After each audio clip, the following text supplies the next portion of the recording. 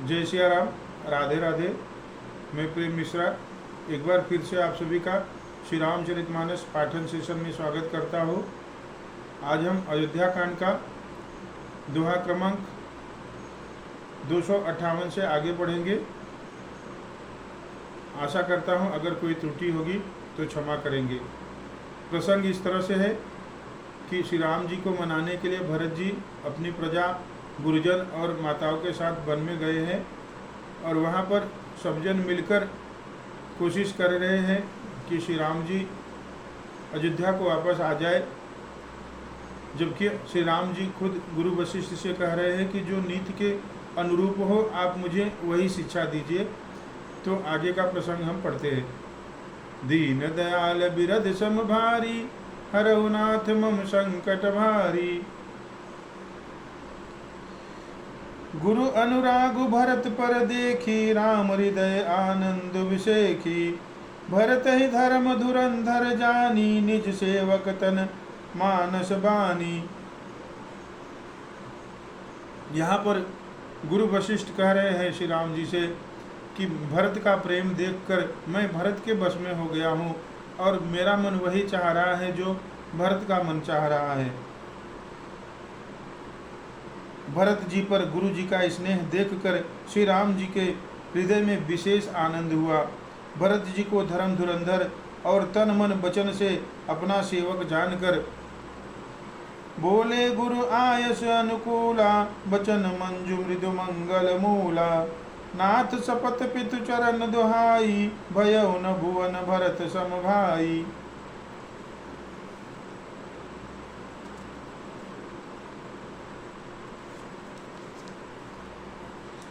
श्री रामचंद्र जी गुरु की आज्ञा के अनुकूल मनोहर, कोमल और कल्याण के मूल वचन बोले। हे नाथ, आपकी सौगंध, पिताजी के चरणों की दुहाई, मैं सत्य कहता हूँ कि विश्व भर में भरत के समान भाई कोई हुआ ही नहीं। जे गुरु पद अंबुज अनुरागी, ते लोकहु वेदहु बड़ भागी। राउर जा पर अस अनुरागु, को कह सके भरत कर भागु। जो लोग गुरु के चरण कमलों के अनुरागी हैं, वे लोक में और वेद में परमार्थ दृष्टि से भी बड़भागी होते हैं। फिर जिस पर आप गुरु का ऐसा स्नेह है, उस भरत के भाग्य की कौन कह सकता है। लखि लघु बंधु बुद्धि सकुचाई, करत बदन पर भरत बढ़ाई। भरत कह सोई किए भलाई, अस कही राम रहे अरगाई। छोटा भाई जानकर भरत के मुंह पर उसकी बड़ाई करने में मेरी बुद्धि सकुचाती है। फिर भी मैं तो यही कहूँगा कि भरत जो कुछ कहे वही करने में भलाई है। ऐसा कहकर श्री रामचंद्र जी चुप हो गए। दीन दयाल बिरध सम भारी, हरहु नाथ मम संकट भारी। तब मुनि बोले भरत सन, सब संकोच तजि बतात। कृपा सिंधु प्रिय बंधु सन, कहु हृदय के बात। दीन दयाल बिरध सम भारी, हरहु नाथ मम संकट भारी।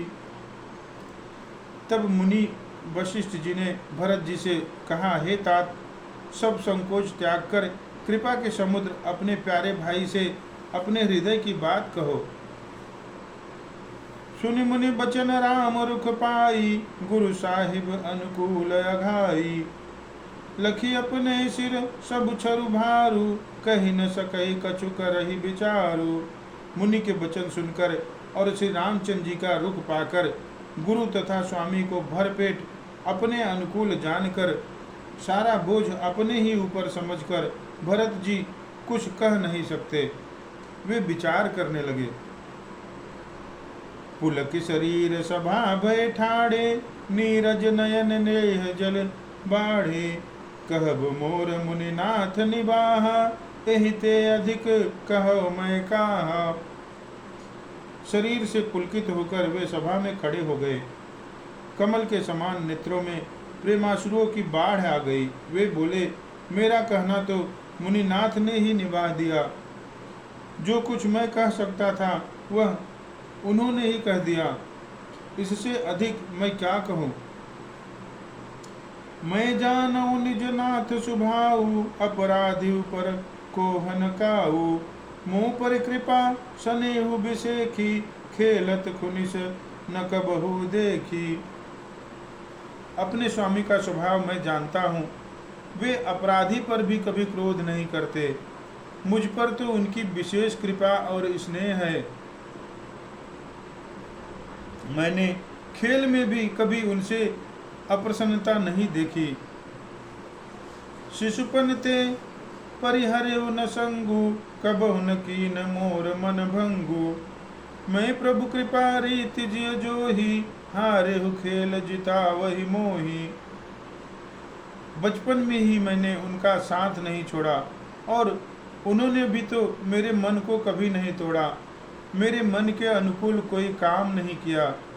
मैंने प्रभु की कृपा की रीति को हृदय में भली भांति देखा है। मेरे हारने पर भी खेल में प्रभु मुझे जिता रहे हैं। दीन दयाल बिरध सम भारी, हरहु नाथ मम संकट भारी। महु स्नेह सकोच बस, सन्मुख कही न बैन। दर्शन त्रिपित नाज लगी, प्रेम पियासे नैन।